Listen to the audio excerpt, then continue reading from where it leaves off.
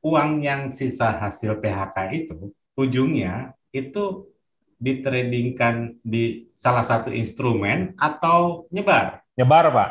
Jadi karena waktu itu belum bisa trading for living, saya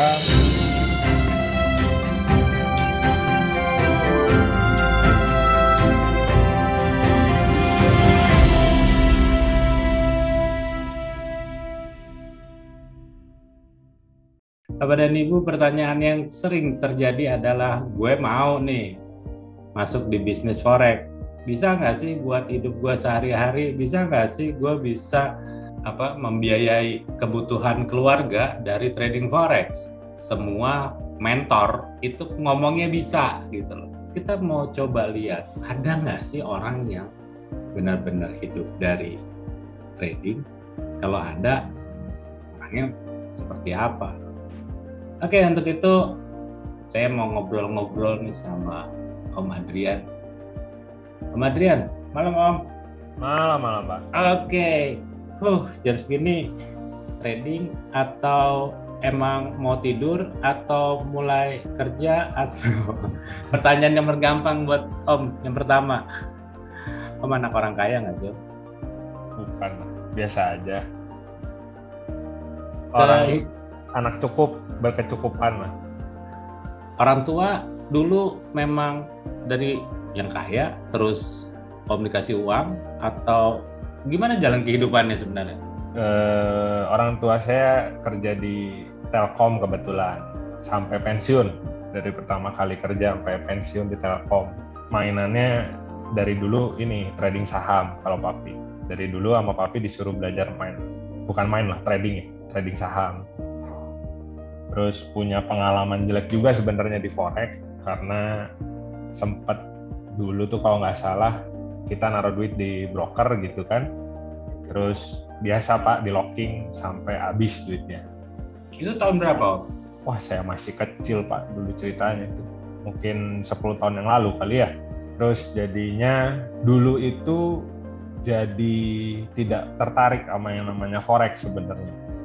Jadi asal muasalnya tahu forex itu bahwa forex itu ya kayak tadi Bapak bilang berbahaya gitu ya, bisa MC. Jadi dari dulu kan kalau orang ngomong forex itu MC gitu ya. Jadi di kepala itu wah berarti udah nggak mungkin kita trading forex.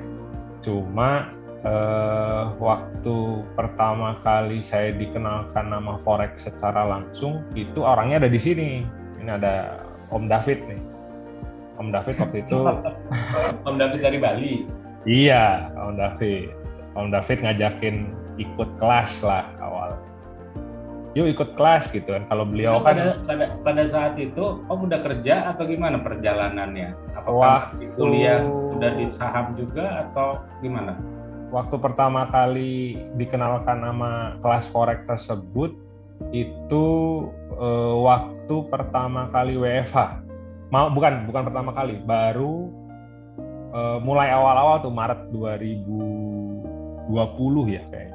Maret 2020 itu diperkenalkan nama kelas itu. Murah, kelasnya murah banget. Cuma berapa ya, 300.000 gitu.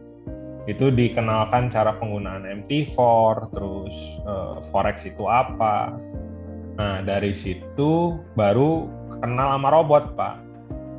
Jadi ikut robot lah, salah satu robot di Indonesia yang terkenal.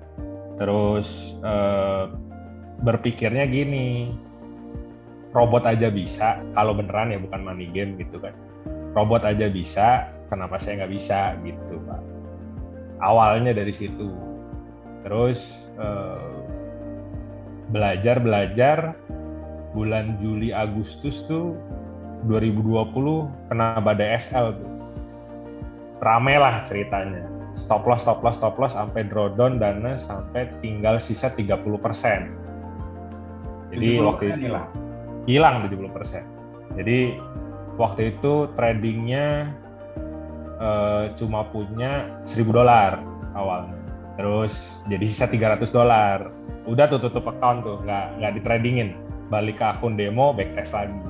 Terus sama Om David juga dibilang udah coba ikut kelas advance-nya. Jadi waktu itu kan masih yang 300.000 masih kelas ecek-eceknya lah gitu kan ya. Oke, saya mau tanyain sama Om udah gini. Pada saat Om 2020 itu masih, kalau saya lihat dari CV-nya itu kan Om udah selesai kuliah di Bandung, oke, lalu ngambil pasca sarjana di Jakarta, terus masuk ke suatu perusahaan multi nasional gitu ya. Terus perjalanan karir kerjanya gimana ceritanya? Oh, waktu itu kita udah ada sounding mau diberhentikan, Pak. Itu tahun berapa? 2020, Pak. Jadi kebetulan tahun 2020 itu di PHK atau gimana?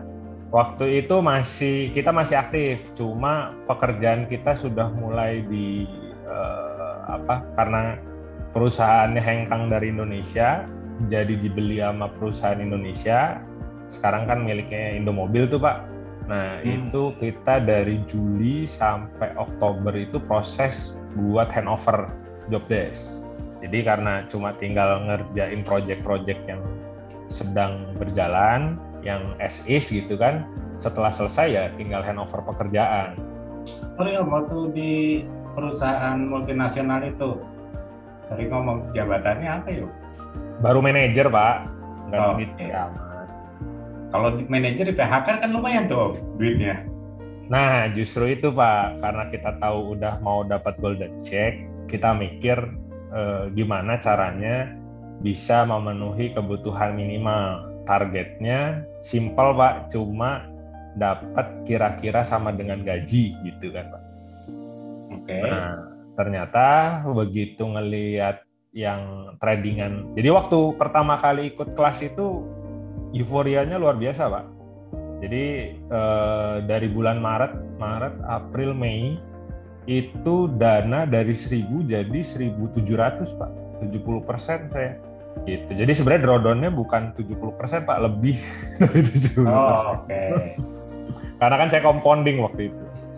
Jadi waktu bulan Juli itu sempat berpikir, udahlah bisa ini kita trading for living gitu ya. Karena waktu dari kita diinfokan buat nyari kerjaan kan sebenarnya sudah nyari-nyari nih, udah sebar-sebar CV gitu. Cuman memang karena kondisi pandemi ini ternyata kan efeknya luar biasa, Pak ya. Jadi kita agak susah dapat pekerjaan. Jadi akhirnya waktu itu memberanikan diri keluar duit lagi untuk ikut kelas yang advance-nya. Oke, pertanyaan saya. Uang yang sisa hasil PHK itu ujungnya itu ditradingkan di salah satu instrumen atau nyebar? Nyebar, Pak. Jadi karena waktu itu belum bisa trading for living, saya all in di XRP waktu itu, Pak, di cryptocurrency. Bitcoin? XRP, Pak. Oh, XRP. Saya bahkan saya nggak beli Bitcoin waktu itu. Saya beli XRP sama VD. Alasannya apa? Waktu itu kan semua orang tahu bahwa kalau trading koin itu kan berisiko. Tiba-tiba selesai PHK terus berani gitu loh trading kripto, di mana semua orang kan takut itu. Kan jelas itu, kita beli kan simbol, bukannya barang fisiknya. Betul. Jadi waktu itu kan sebenarnya saya trading kripto itu dari tahun 2017, Pak. Oh, waktu itu kita pernah belajar, bahkan ikut kelasnya blockchain. Blockchain itu apa, terus sempat sama teman-teman kita mining, macam-macam lah kita. Pernah mining nggak? Pernah, Pak. Hasilnya gimana, Bos?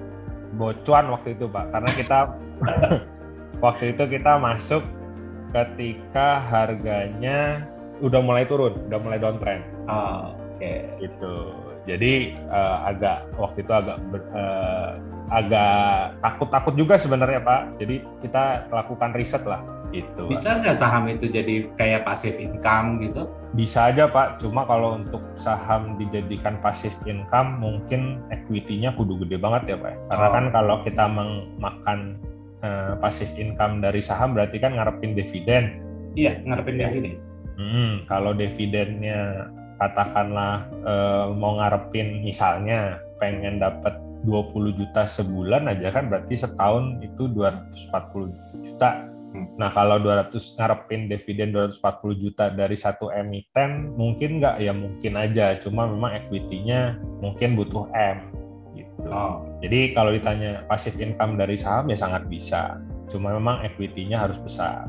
Oke, kalau dari saham tuh biasanya 1 tahun dapatnya berapa sih? Saya mah nggak banyak Pak di saham Pak, karena waktu dulu bahkan banyak yang nyangkut ya. Kita kalau waktu kemarin kerja kan banyak ngelepas ke marketingnya ya, ada marketingnya, ada orang brokernya yang bantuin kita untuk trading gitu.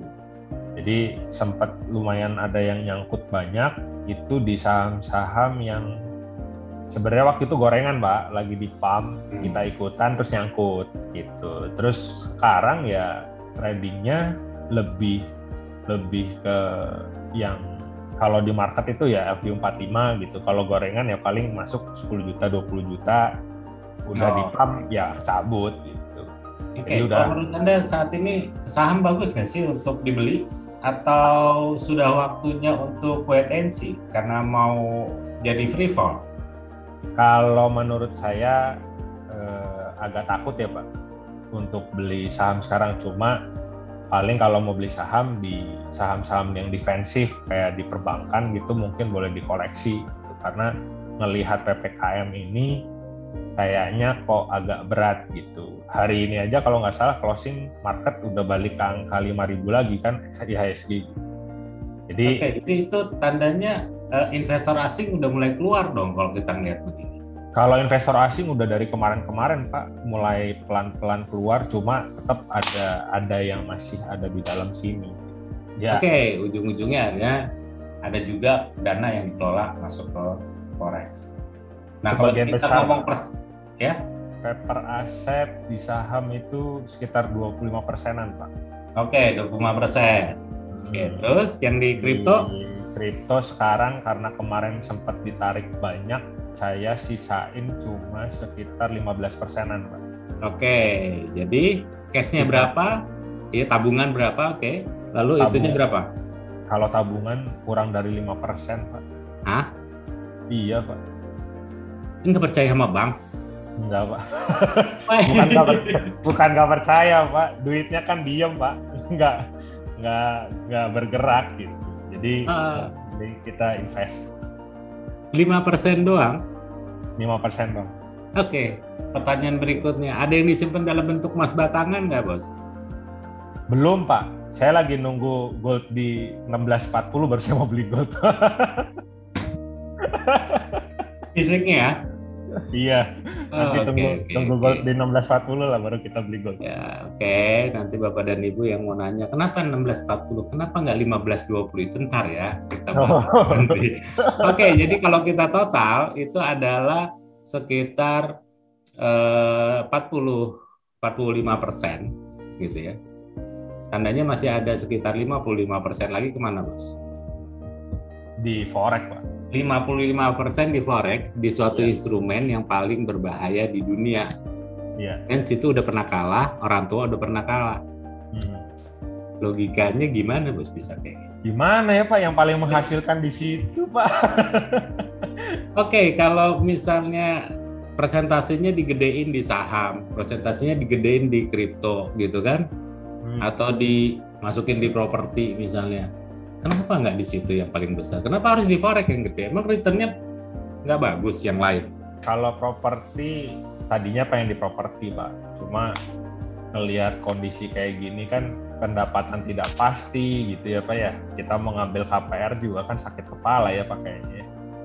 Jadi kalau saya belajar dari Om David lagi nih gitu kan. Kalau bisa beli rumah cash gitu, atau beli tanah cash.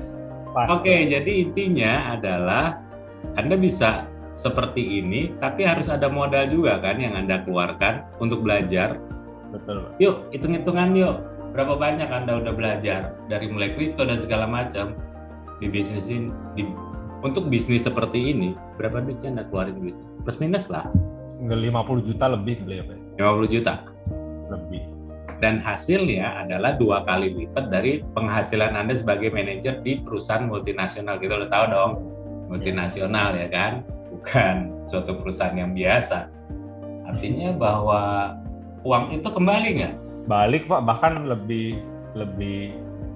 Saya kan proyeksi apa ya namanya, kan kita investasi harus ada ROI-nya gitu. Saya ngomong ke Om David waktu itu, bahkan ikut kelas Bapak aja kan saya mikir 2 kali Pak. Kenapa? Emang nggak bagus kali itu kelasnya? Bukan Pak, sekali-kalinya ikut kelas yang damage-nya luar biasa buat saya gitu. Kan 50 juta itu kan saya ikut banyak kelas yang kecil-kecil Pak. 300.000, sejuta, 3 juta. Paling mahal itu saya ikut kelas 6 jutaan. Terus makanya kan Om David duluan Pak ikut kelas daripada saya, bener nggak? Iya. Nah, waktu itu saya curhat sama Om David. Ini enak ngambil kelasnya nggak ya? Kata Om David, udah ikut aja biar lu ngerti. Karena ini adalah yang selama ini kita cari. Gitu. Jadi saya kan karena trading jadi suka ngobrol sama Om David gitu ya. Begitu dia bilang, kenapa duitnya nggak ada ya? Bukan nggak ada, kita namanya lagi dengar-dengar PHK kan takut ya Pak ya. Duit cuma segitu-segitunya, kira-kira bisa nggak kita untuk hidup ke depannya?